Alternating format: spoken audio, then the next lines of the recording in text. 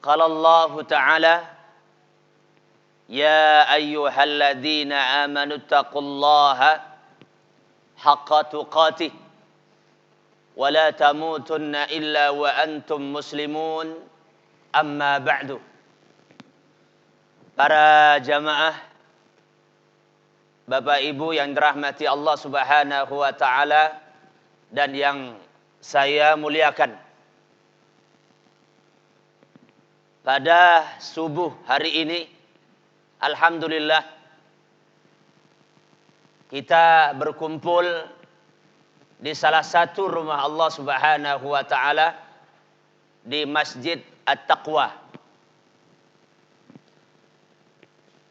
Dan kita bersyukur kepada Allah karena Allah Subhanahu wa taala untuk kesekian kalinya menghidupkan kita setelah kita mati. Pada malam hari ketika kita tidur, Allah Subhanahu wa taala mewafatkan kita. Kemudian esok harinya pagi-pagi Allah Subhanahu wa taala kembali membangkitkan kita dari kematian. Dalam surah Al-An'am ayat yang ke-60, Allah Subhanahu wa taala berfirman, "Huwallazi yatawaffakum bil-lail."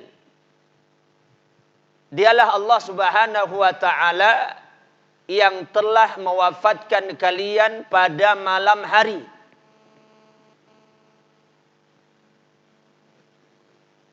Kemudian Allah berfirman, "Wa ya'lamu ma jarahtum bin nahar." Dan Allah Subhanahu wa taala mengetahui apa yang kalian lakukan pada siang hari. Siang hari kita kerja, siang hari kita beraktivitas cari nafkah. Ada yang ke sawah, ada yang ke ladang, ada yang ke kebun, ada yang ke pasar, ada yang ke kantor, atau di tempat-tempat kerja. Pada siang hari Allah Subhanahu wa taala mengetahui apa aktivitas kita. Ada yang beramal saleh, ada juga yang melakukan maksiat, ada yang tetap ingat kepada Allah dan ada yang lalai. Lalu Allah Subhanahu wa taala berfirman, "Tsumma yab'atsukum fihi." Kemudian setelah Allah wafatkan kalian pada malam hari, maka pada esok harinya Allah bangkitkan kalian. Bangkitkan setelah wafat. Liyuqda ajalun musamma, untuk menyempurnakan jatah umur yang Allah berikan kepada kalian. Para jamaah Bapak Ibu yang dirahmati Allah Subhanahu wa taala, apa yang dimaksudkan dengan wafat pada malam hari dan Allah wafatkan? Apa yang dimaksudkan dengan bangkit pada pagi hari dan Allah bangkitkan? Tidak lain maksudnya adalah, yang dimaksudkan dengan wafat pada malam hari adalah tidur. Dan yang dimaksudkan dengan bangkit pada siang hari, pada pagi hari adalah bangun tidur. Yang menarik, para jamaah Bapak Ibu yang dirahmati Allah, Allah Subhanahu wa taala membahasakan tidur dengan wafat. Karena itu, kalau kita tidur, boleh dikatakan wafat. Kemana? Nak wafat dulu. Ke kamar. Ngapain? Nak gantung diri? Bukan. Nak tidur. Boleh enggak? Boleh. Allah bahasakan itu dalam Al-Quran. Nak wafat. Lalu pada esok harinya Allah bahasakan bangkit dari tidur, bangun dari tidur dengan bahasa bangkit. Biasanya kalau wafat itu biasa untuk orang yang sudah mati. Dan biasanya kita pahami orang yang sudah meninggal dunia. Kalau bahasa bangkit Itu biasa digunakan bangkit setelah kematian nanti pada yaumul qiyamah. Tapi begitulah bahasa Al-Quran untuk mengingatkan kita bahwasanya tidur ia adalah kematian. Dan pada esok harinya ketika dibangkitkan oleh Allah, itu adalah sebuah proses nikmat dari Allah. Allah bangkitkan kita dari tidur kita. Dan ia nikmat Allah. Pertanyaannya sekarang, apa tujuan Allah Subhanahu wa taala membangkitkan kita setelah kita mati, yaitu setelah kita tidur? Allah Subhanahu wa taala berfirman, liyuqda ajalun musamma, untuk mencukupkan jatah umur yang Allah jatahkan kepada kalian. Jadi para jamaah, kalau tadi, kalau semari, kalau seminggu yang lalu, sebulan yang lalu, hari-hari yang lalu, waktu pagi-pagi kita masih bisa bangun, berarti jatah umur kita masih ada. Usia kita masih diberikan jatah oleh Allah. Sampai bila? Sampai jatahnya habis. Kalau udah jatahnya habis, ya selesai. Dia tidak bangun-bangun lagi dari tidurnya.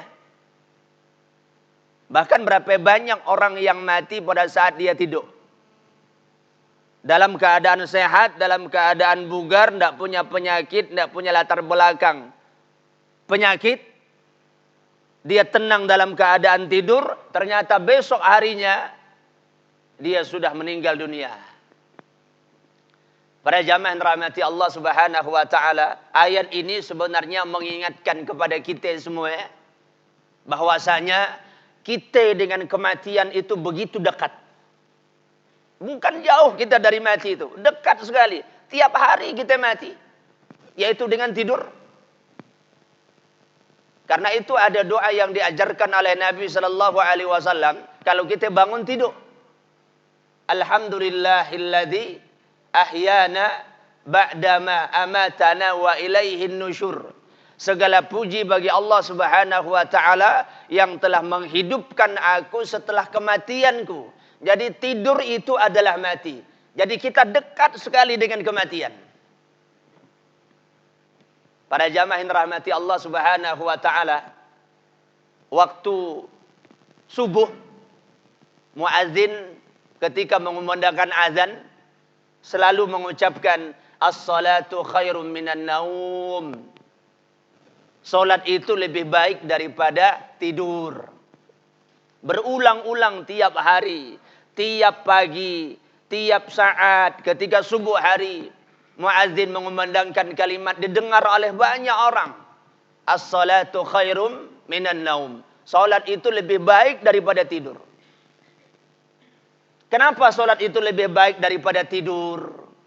Karena salat itu adalah kehidupan dan tidur itu adalah kematian.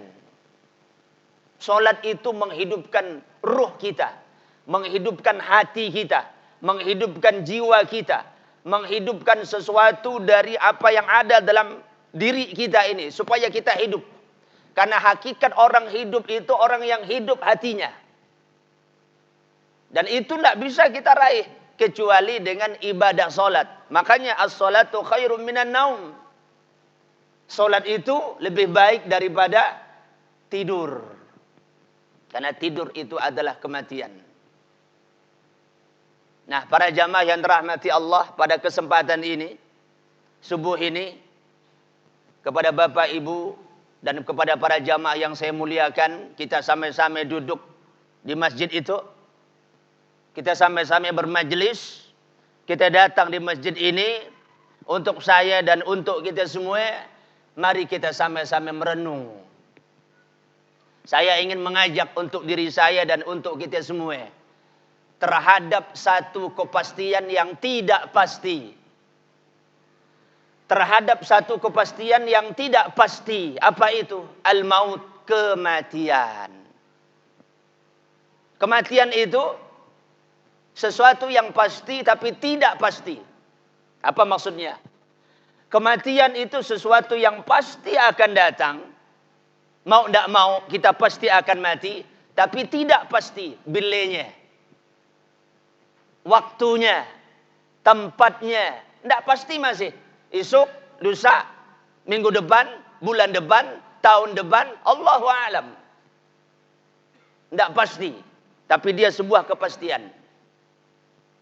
Karena itulah para jamaah yang dirahmati Allah Subhanahu wa taala, mengingat kematian, merenungkan tentang kematian, selalu menyebut-nyebut tentang kematian, ini satu kebiasaan baik, bukan kebiasaan buruk. Satu amalan yang sangat baik. Satu kebiasaan yang sangat baik, mengingat kematian. Karena kita memang pasti semua bakal mati, cepat ataupun lambat, muda ataupun tua, sakit ataupun sehat, pasti itu. Tidak bisa lagi untuk kita hindari. Memang tidak bisa. Karena ingat kematian, para jamaah, itu termasuk ibadah.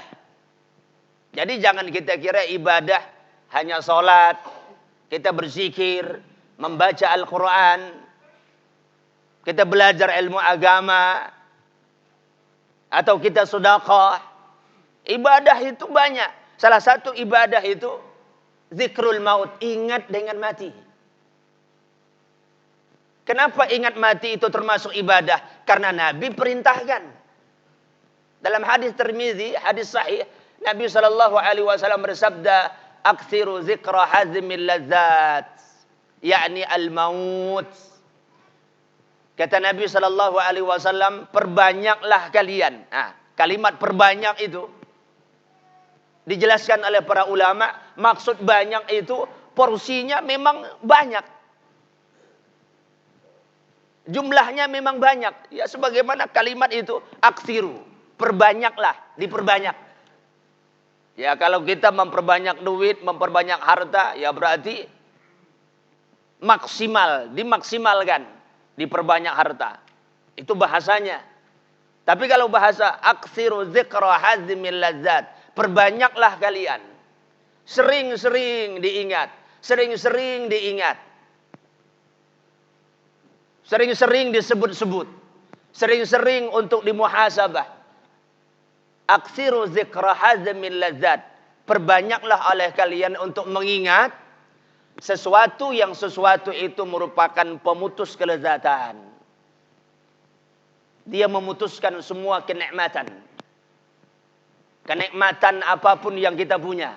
Nikmatnya punya duit, nikmatnya sehat, nikmatnya punya keluarga, nikmatnya punya pangkat dan jabatan, nikmatnya punya kendaraan, nikmatnya makan dan minum, nikmatnya jalan-jalan rekreasi, hidup bersama keluarga dan seterusnya. Semuanya putus. Habis putus dah.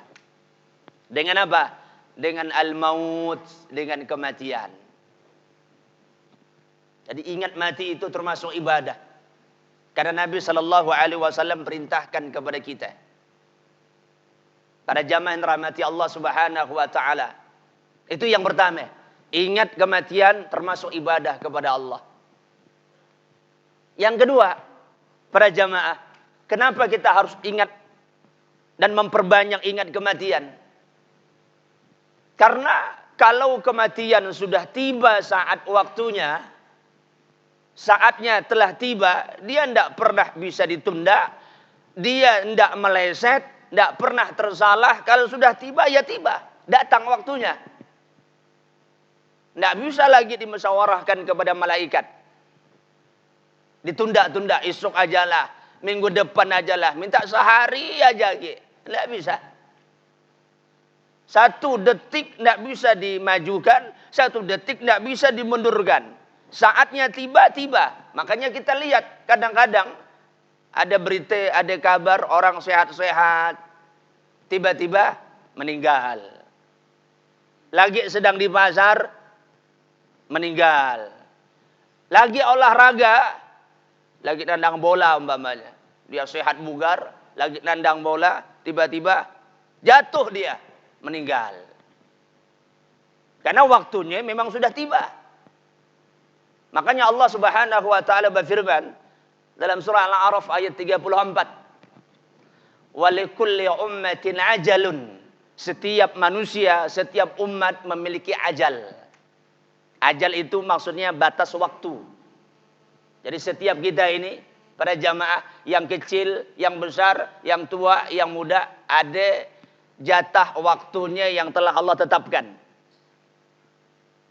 Ya, likulli ummatin ajalun. Setiap umat memiliki jatah umur, ajalnya sudah ada. Makanya kerap kita ngomong, kalau ada orang meninggal secara tiba-tiba, kita katakan dah sampai ajal. Ajalnya bahasa Arab. Ya. Dah jadi bahasa kita. Minum dulu lah ya.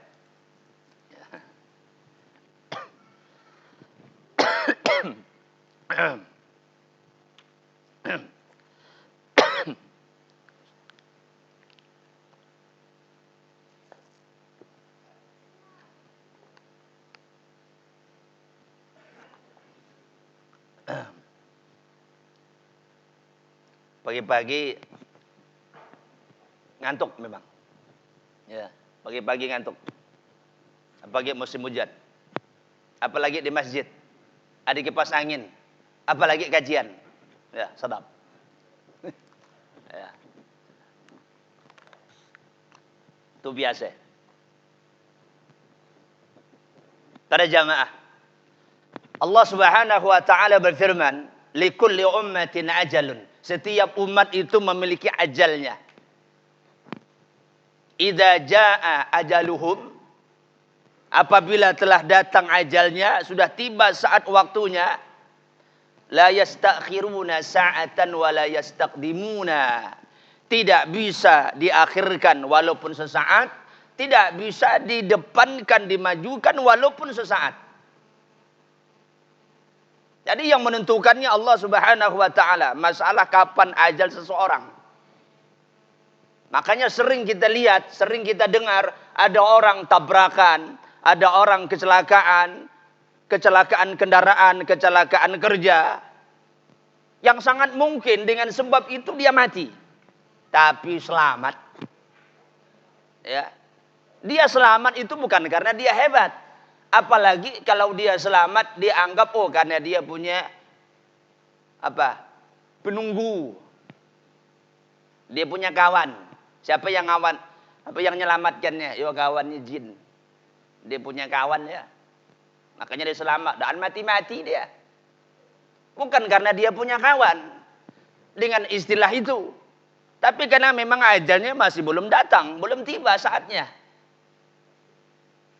Tapi kalau jangankan untuk kecelakaan yang berat. Tadi kita berikan contoh. Dia dalam kondisi sehat saja. Tidak punya apa-apa.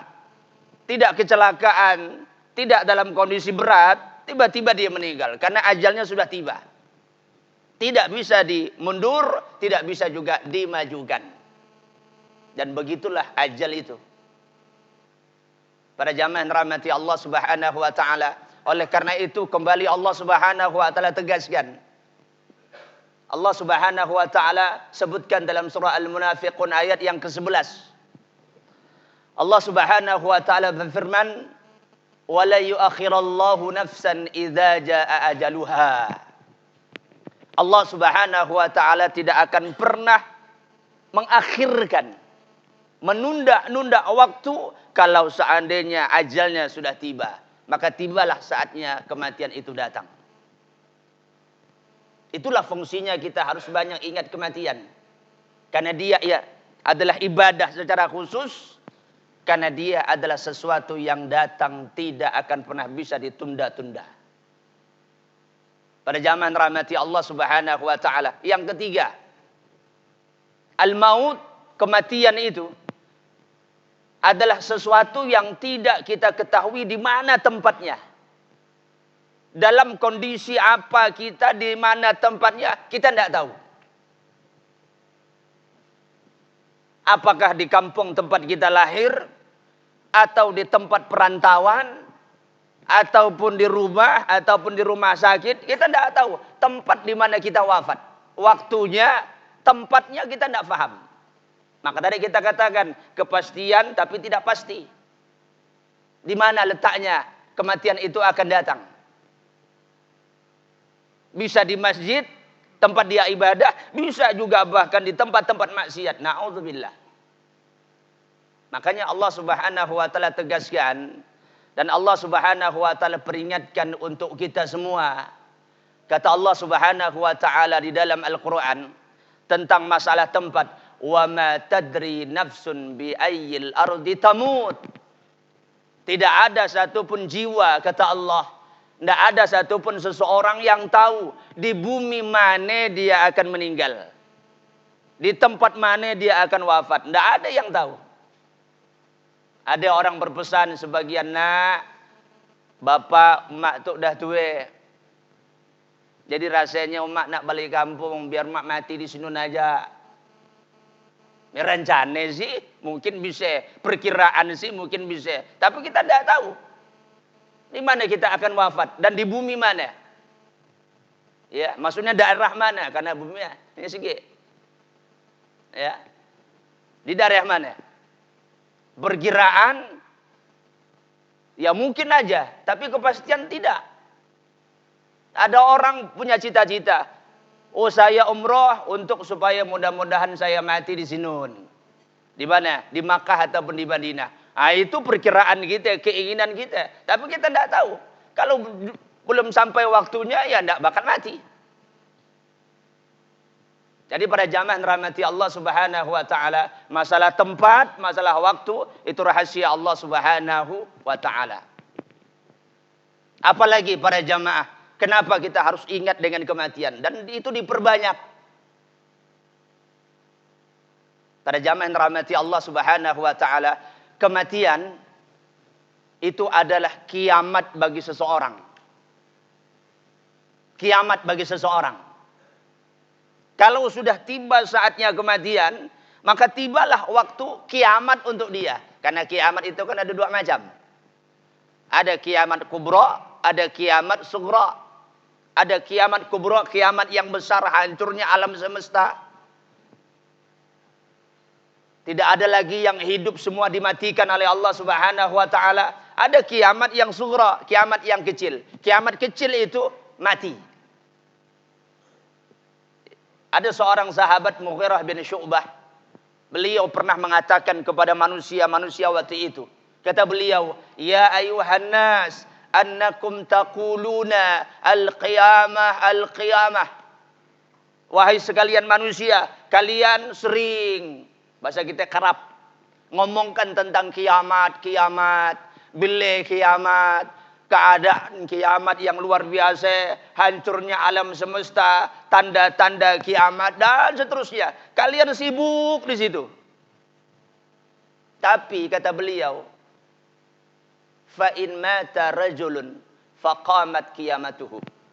Tahukah kalian, kalau seandainya mati seseorang, wafat dia, maka waktu itulah kiamatnya telah tegak. Jadi setiap kita ini punya kiamat. Kenapa kematian itu dikatakan kiamat? Karena pada saat itu untuk pribadi orang yang mati itu, hari kiamat telah tiba untuknya. Jadi bahasa lainnya, setiap kita pasti bertemu dengan hari kiamat, yaitu kematian. Untuk kiamat besar belum tentu, jangan berharap. Jangan ingin jumpa dengan hari kiamat besar. Mudah-mudahan katanya kan dalam hati, aku bertemu dengan hari kiamat besar. Aku nak lihat bagaimana rupeng. Jangan berharap. Karena kata Nabi sallallahu alaihi wasallam, manusia yang paling jelek itu manusia yang jumpa dengan hari kiamat besar.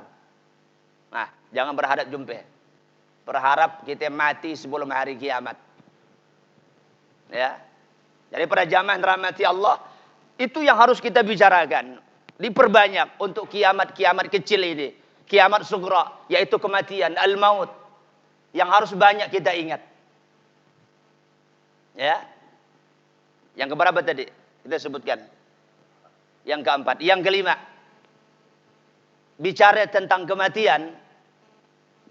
Pada jamaah yang dirahmati Allah Subhanahu wa taala, adalah pembicaraan yang diharapkan nanti dengan pembicaraan kematian itu semakin lapang dadanya dan semakin semangat beribadah. Makanya pada subuh hari itu kita bicarakan tentang kematian, memang agak seram sedikit. Ya.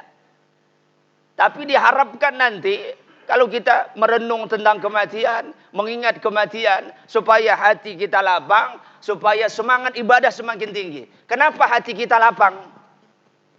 Para jamaah, orang yang ingat kematian, hatinya akan dilapangkan oleh Allah Subhanahu wa taala. Kata Nabi sallallahu alaihi wasallam, kalau ada orang ingat kematian pada saat dia susah, pada saat dia sempit, maka Allah akan jadikan ingat matinya itu untuk melapangkan dia.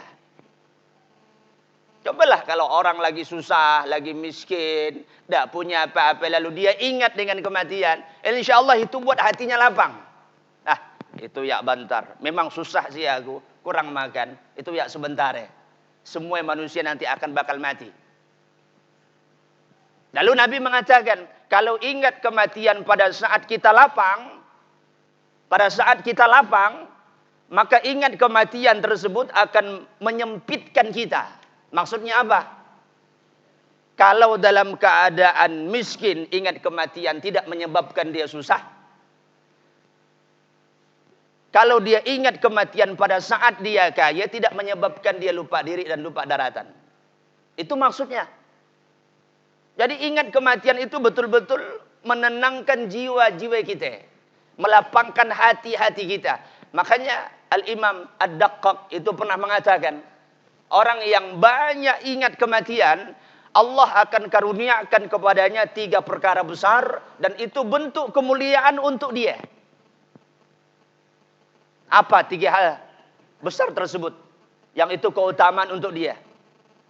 Kalau dia memperbanyak ingat kematian. Yang pertama adalah ta'jilut taubah. Orang yang ingat dengan kematian, terus merenung tentang kematian, dia akan segera bertaubat. Direnungkan, umurku ini sudah sekian, sudah lama aku hidup, banyak aku alami pernak-pernik kehidupan yang bermacam-macam, banyak dosa yang telah aku perbuat, satu saat nanti saya akan wafat, saya akan meninggal. Lalu masuk dalam hatinya ingin taubat kepada Allah. Cepat-cepatlah taubat. Lalu dia pun bertaubat. Jadi pada jamaah, taubat itu amalan. Dan amalan itu amalan tiap hari. Bukan amalan seumur hidup sekali. Sah. Jangan pikirkan taubat itu amalan seumur hidup sekali. Taubat itu amalan setiap hari. Taubat terus. Minimal dengan istighfar. Astagfirullah. Astagfirullah. Kita ucapkan dengan lisan kita disertai dengan hati. Ucapan minta ampun kepada Allah Subhanahu wa ta'ala. Ta'jilu taubah. Dia akan segera bertaubat. Yang kedua, kemuliaan yang akan dia dapatkan dari ingat kematian, qana'atul qalb. Hati yang menerima apa adanya. Hati yang menerima apa adanya. Ya, yang banyak dia syukuri, yang sedikit dia terima. Akibat apa? Akibat hatinya memang dia sadar kehidupan ini sementara.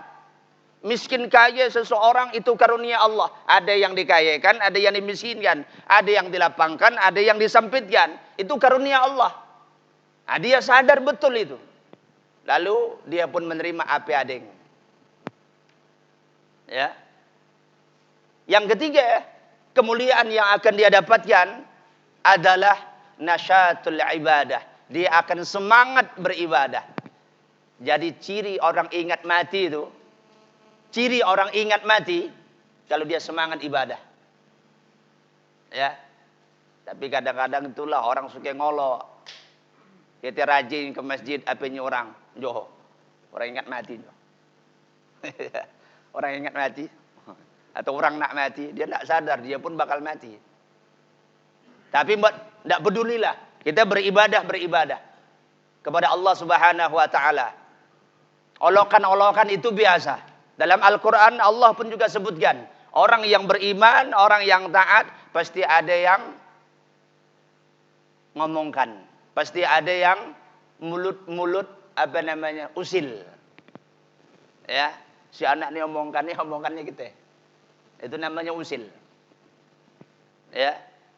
Tapi kata beliau, kalau dia jauh dari ingat kematian, dia akan dihinakan juga dengan 3 perkara. Apa? Yang pertama, ta'khirut taubah. Tidak tobat-tobat. Orang yang tidak tobat-tobat, jarang taubat, jarang istighfar, ya, itu pertanda dia itu bukan tidak tahu dia bakal mati, lupa dengan kematian. Karena kita itu manusia, tempatnya lupa. Mati pun lupa. Serbe pun lupa. Ya, sholat lupa, baca Quran lupa, ya, sampai mati pun kita lupa. Kullu bani Adam khata'un. Anak Adam itu manusia memang tempatnya pelupa, tempatnya salah. Ya, tapi masalah-masalah duit, masalah-masalah syahwat ingat tolen. Ingat betul-betul dalam pikirannya, jadwalnya tahu, bila waktu masanya. Faham dia, dah hafal di keluar kepala. Ingat tolen dan sudah lupa. Tapi masalah kebaikan lupa terus. Ta'jilut taubah, dia akan mengakhirkan taubat. Yang kedua, apa? Hati yang tidak ridha.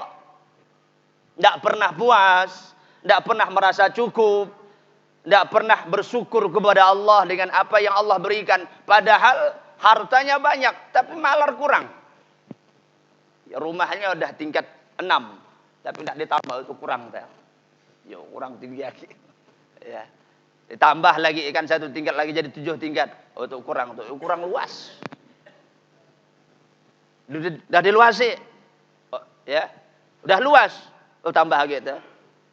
Ya, belah kanan tuh belum luas. Beli tanah. Ya. Subhanallah. Anak puas-puas berhadapan dengan dunia seperti itulah para jamaah.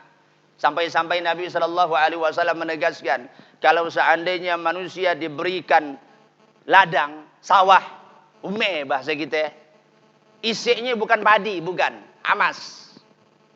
Amas. Ya, ada 2 borong lah, sedang lah.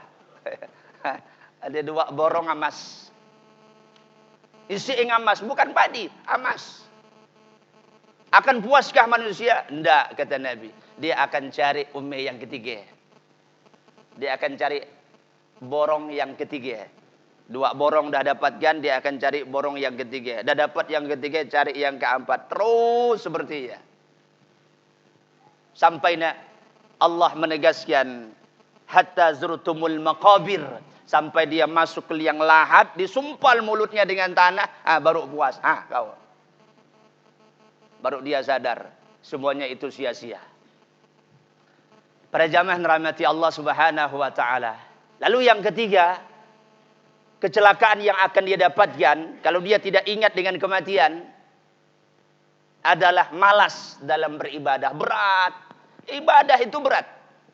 Apalagi nak jaga 5 waktu salat, apalagi nak ke masjid, apalagi nak baca Al-Qur'an, zikir sehari-hari dan seterusnya. Berat. Malas. Tapi hal-hal yang lain dia rajin. Dalam perkara-perkara dunia dia terdepan. Tapi kalau sudah beribadah, itu berat. Sangat-sangat berat. Nah, itu musibah untuk dirinya. Dan kita berlindung kepada Allah Subhanahu wa ta'ala dari hal-hal yang demikian. Yang ke-6. Para jamaah rahmati Allah Subhanahu wa ta'ala. Ingat dengan kematian.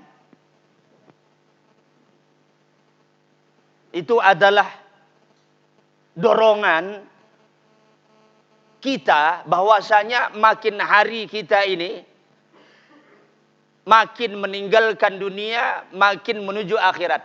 Makin jauh dari dunia, makin dekat dengan akhirat. Makanya Allah Subhanahu wa taala berfirman, "Iqtaraban nas hisabahum." Manusia itu semakin dekat dengan hisabnya. Semakin dekat. Kita itu terhadap akhirat bukan makin jauh, makin dekat. Dunia makin jauh.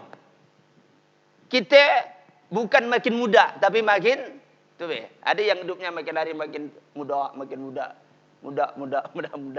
ceramut. Ada? Enggak. Makin tua. Kita makin lemah, bukan makin kuat. Kita makin miskin, bukan makin kaya. Itu maksudnya apa? Manusia itu semakin dekat dengan akhirat dan semakin jauh daripada dunia. Karena itu ada nasihat yang baik dari sahabat yang mulia Ali bin Abi Thalib radhiyallahu anhu.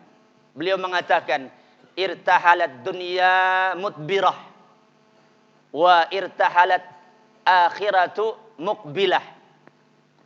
Dunia itu semakin kita tinggalkan, perjalanan semakin kita belakangi. Akhirat itu semakin kita hadapi. Wa kullu wahidin minhuma banun. Setiap dari dua tersebut, dunia dan akhirat, ada anaknya. Dunia ada anaknya, akhirat ada anaknya. Wa kunu min abna'il akhirah. Jadilah kalian jadi anak-anak akhirat. Wa la takunu min abna'id dunya. Jangan kalian menjadi anak-anak dunia. Jadi anak akhirat. Memang kita hidup di dunia, tapi jadilah anak akhirat. Jangan jadi anak dunia. Maksudnya apa? Jadilah budak untuk akhirat kita. Jangan jadi budak dunia. Budak untuk akhirat. Walaupun jasad kita masih di dunia. Lalu beliau mengatakan, yauma amalun wala hisabun. Hari ini, hari di dunia adalah hari amal, bukan hari hisab. Wa ghadan hisabun wala amalun. Dan esok di akhirat, hari hisab tidak ada lagi amal. Jadi dunia itu ladangnya amal bagi orang yang mukmin, bagi orang Islam. Ladang dia untuk beramal. Karena memang waktunya di dunia itu untuk beramal. Bukan untuk hisab, bukan. Bukan untuk perhitungan, tapi untuk beramal, dan beramal. Dan kita memang hidup untuk beramal. Wa ma khalaqtul jinna wal insa illa liya'budun. Aku tidak ciptakan jin dan manusia kecuali supaya mereka ibadah kepadaku, kata Allah. Jadi memang ladangnya amal di dunia. Dah mati nanti tidak bisa lagi amal. Apalagi nanti di akhirat. Kalau sudah di akhirat, waktunya hisab, tinggal ngitung. Ini ngapalkan apa, ini perbuat apa, ini melakukan apa, ini maksiat apa, tinggal ngitung. Tidak ada lagi amal, tidak bisa lagi untuk beramal. Daripada jamaah rahmati Allah Subhanahu wa taala, itu sebagai renungan untuk kita semua. Nah, masalahnya sekarang para jamaah, kalau hal yang berkaitan dengan kematian itu semua kita sudah paham. Dia sebuah kepastian yang kita katakan tadi, tapi tidak pasti. Bila tempatnya, waktunya. Ya, tapi ada yang lebih dahsyat, hal-hal yang berkaitan dengan fase kematian. Orang kalau sudah mati, kata ulama, berubah 100% dua perkara besar. Jadi semuanya sudah berubah. Tidak seperti lagi di dunia itu. Semuanya serba berubah. Ada dua perubahan yang sangat signifikan, yang sangat jelas. Yang pertama, kalau orang sudah mati, maka semua apa yang dia miliki dirampas. Semuanya apa yang dia punya dirampas, diambil, bahasa kasarnya dirampok. Kalau orang sudah mati, hartanya bukan lagi milik kita. Milik siapa? Milik keluarga kita. Kalau kita sebagai orang tua, milik anak, diambil oleh anak. Dirampas. Bahasa kasarnya dirampas, diambil. Ya. Mata kita, telinga kita, anggota badan kita, fungsinya pun juga dirampas. Habis. Yang merampas Allah Subhanahu wa taala. Yang ambil Allah. Jadi kita punya apa? Harta kena ambil. Pendengaran, penglihatan, anggota tubuh kena ambil semua. Ruh yang satu-satunya pun diambil. Lalu kita punya apa?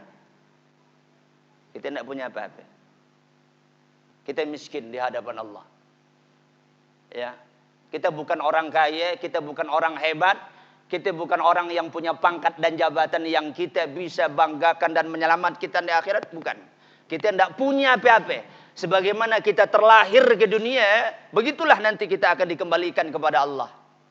Tidak punya apa-apa, kita miskin. Yang kita punya hanya satu saja, amalun, amal.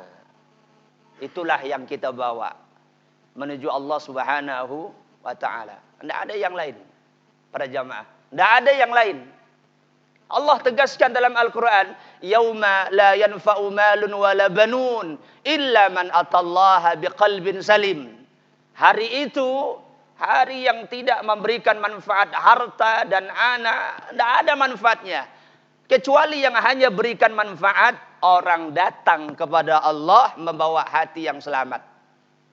Hati yang penuh dengan keimanan, ketawadhuan, kekhusyuan, keikhlasan, ibadah kepada Allah. Itu yang dia bawa kepada Allah Subhanahu wa ta'ala. Itu yang pertama, perubahan yang signifikan. Yang kedua, para jamaah, ketika kematian itu datang, semua yang bernama tersembunyi dinampakkan oleh Allah Subhanahu wa ta'ala. Kan banyak yang kita sembunyikan sekarang. Nah, banyak enggak? Banyak. Yang kita sembunyikan kan banyak. Enggak hanya duit kita di rumah. Kita tapur. Ya. Kita simpan betul-betul, kita sembunyikan, jangan sampai ketahuan. Yang kita sembunyikan, amal kejelekan kita sembunyikan. Kita kan enggak tahu, ini amalan kejelekan yang kita lakukan masing-masing. Si fulan, ustadznya, ya, tidak tahu kejelekan apa yang dia lakukan. Untung maksiat itu disembunyikan oleh Allah. Daan bebau, daan bewarne. Sampat bebau, maksiat. Si ani yang mau duduk di situ. Bau. Ya, maksiat baunya. Apa yang kau lakukan dia? Untung alhamdulillah. Daan bewarne, tidak ada warnanya. Mun sampat bewarna dari jauh dah kelihatan. Ya, si fulan melakukan dosa dan maksiat karena nampak warnanya. Allah sayang dengan kita, lalu Allah sembunyikan maksiat itu. Semua yang bernama tersembunyi semua dinampakkan, dijelaskan sejelas-jelasnya dan tidak ada satupun yang tersembunyi. Itulah proses kematian dan pada saat kematian. Lalu para jamaah dirahmati Allah, satu sisi keadaan kita miskin, tidak punya apa-apa. Satu sisi semua hal yang berkaitan dengan rahasia-rahasia kita dinampakkan. Maksiat-maksiat dan dosa-dosa. Ya. Jadi bekal untuk menuju kematian ini sesuatu yang harus untuk kita persiapkan betul-betul. Apa yang harus kita lakukan? Perbanyak taubat dan istighfar. Kita perbanyak taubat dan istighfar. Minta ampun kepada Allah Subhanahu wa ta'ala. Jangan kita merasa diri kita suci, bersih dari maksiat dan salah. Tidak. Saya dan kita semua ada dosa, ada kesalahan. Maka istighfar dan taubat terus kita amalkan setiap hari. Lalu apa lagi? Banyak beramal saleh dan difokuskan. Alladzi khalaqal mauta wal hayata liyabluwakum ayyukum ahsanu amala. Dialah Allah yang menjadikan hidup dan mati sebagai ujian bagi kalian, siapa di antara kalian yang paling baik amalannya. Jadi kalau seharusnya kita faham kita bakal mati, seharusnya kita beramal. Itu orang yang pintar. Makanya Nabi SAW pernah ditanya dalam hadis Aisyah. Ada seorang laki-laki datang kepada Nabi SAW dan bertanya, "Ya Rasulullah, ayyul mu'mini afdal?" Wahai Rasulullah, orang mukmin yang utama itu seperti apa? Nabi SAW mengatakan, ahsunuhum ahsanahum khuluqa. Yang paling baik akhlaknya di antara kalian. Itu yang paling utama. Yang paling baik akhlaknya. Pribadinya baik. Lalu laki-laki ini pun bertanya lagi kepada Nabi, "Ya Rasulullah, ayyul mu'minina aqyas?" Seorang mukmin yang pintar, yang cerdas, itu bagaimana? Nabi SAW mengatakan, aktsaruhum lil mauti dzikra, yang paling banyak mengingat mati. Tapi ingat, tidak hanya ingat dengan kematian, tapi juga apa yang dia lakukan. Wa ahsanuhum lima ba'dahu isti'dadan, dan dia juga punya persiapan untuk mati. Karena kita kan merantau para jamaah. Ini apa tuh? Azan. Oh, suruh. Pada suruh ya, alhamdulillah. Ya. Dari mana tadi? Sampai merantau. Karena kita di dunia ini kan merantau. Merantau. Orang mati itu hakikatnya balik kampung. Saya pernah ada orang singgah di warung, di kampung itu ada orang meninggal. Kata orang kampung, oh si fulan dah balik kampung. Apa maksud dia tuh? Oh meninggal. Jadi orang-orang pun paham. Mati itu balik kampung. Tapi masalahnya banyak orang tahu dia akan pasti balik kampung, tapi banyak juga yang tidak punya persiapan. Kita kan merantau, sama seperti merantau ke Malaysia. Perantau yang baik itu mempersiapkan untuk bekal supaya nanti dia balik kampung sukses. Itu perantau yang bagus. Perantau yang berhasil. Ya, perantau yang tidak baik, begitu dalam rantauan memang dia dapat, tapi dia foya-foyakan, dia habiskan. Dapat duit belikan ini, dapat duit belikan itu. Puas-puaskan. Balik kampung saatnya sampai habis waktu masanya dia di Malaysia paspornya dah habis. Kan harus balik kampung. Apa yang dibawa? Tidak ada. Kenapa? Tidak persiapan. Sampai di kampung 3 tahun, 5 tahun, 10 tahun merantau, tidak bawa kecuali hanya baju dan celana. Apa kata orang? Udah tahulah gambarannya. Ya. Kena bodoh kan ada, kena bahlul kan ada, apa kerja di sini, kena laknat, kena usir dah. Ya, kena usir lagi. Tidak bawa apa-apa. Itu contoh. Contoh para jamaah. Kita balik ke akhirat, kembali kepada Allah Subhanahu wa taala. Banyak beramal. Yang ketiga, banyak kita berdoa kepada Allah Subhanahu wa taala supaya mati dalam keadaan husnul khatimah. Dalam keadaan baik. Itu permintaan kita. Minimal 2 itu. Pertama adalah husnul khatimah, yang kedua adalah taubat sebelum mati. Ya, kalau kebiasaan saya di setiap Jumat menyampaikan khutbah, doa itu tidak pernah tinggal. Untuk saya dan untuk kita semua.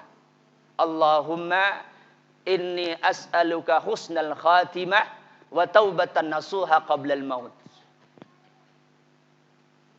Ya Allah, aku minta kepadamu apa? Husnul khatimah. Husnul khatimah itu bukan maksudnya orang yang lagi sholat mati. Itu salah satunya. Tapi gambarannya bukan itu. Bukan gambarannya husnul khatimah itu orang mati dalam keadaan ibadah. Orang mati dalam keadaan sholat. Orang mati dalam keadaan membaca Al-Quran. Itu mungkin salah satunya. Tapi gambarannya secara umum husnul khatimah itu dia mengakhiri kehidupannya dengan kebaikan dan amal saleh. Minimal tidak melakukan kemaksiatan-kemaksiatan. Nabi SAW itu wafat dalam kondisi apa? Lagi sholat? Enggak. Lagi baca Al-Quran? Enggak. Lagi tahajud? Enggak. Beliau mati. Dan beliau wafat sebagaimana yang wafat banyak orang dalam keadaan sakit, meninggal dan wafat di pangkuan Aisyah radhiyallahu taala anha. Apakah Nabi husnul khatimah? Jangan ragu. Ya pasti husnul khatimah. Ya.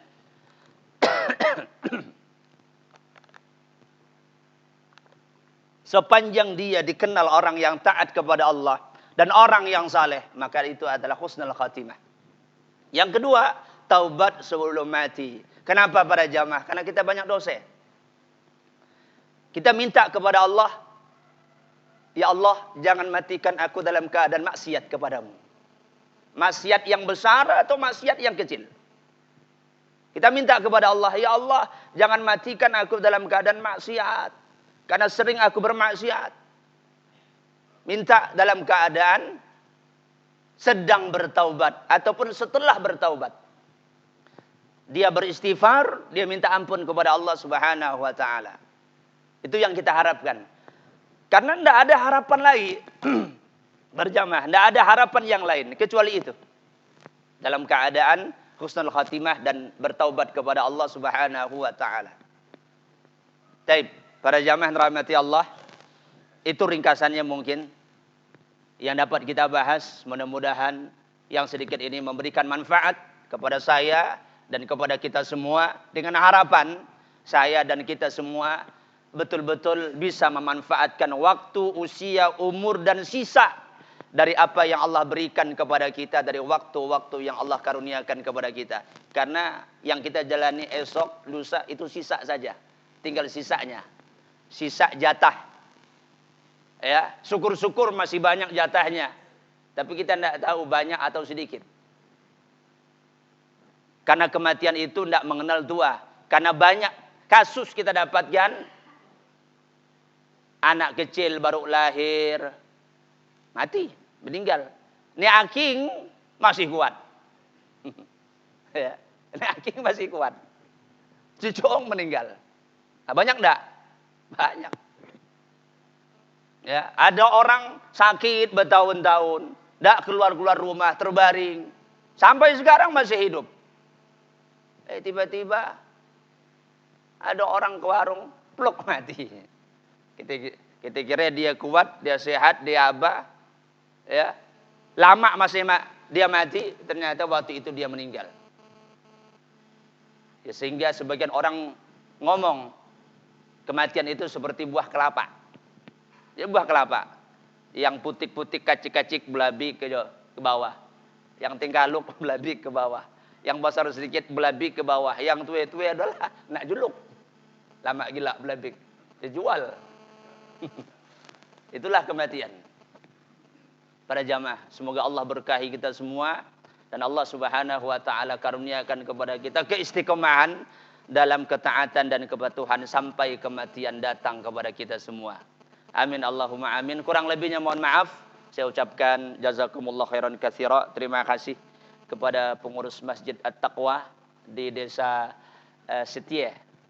Ya, saya orang Nyirih, tapi baru kali itu datang masuk ke kota Setie darat. Ya, baru kali itu, jauh kosong. Ya, baru kali itu. Ya, alhamdulillah jamaah subuhnya ramai di situ. Subhanallah. Ya, enggak tahulah esok. Enggak tahulah. Ya, malam itu ramai, alhamdulillah. Demikian. Kemudian saya mohon maaf kalau ada kata-kata yang salah, yang tidak disengaja, untuk Bapak dan Ibu sekalian.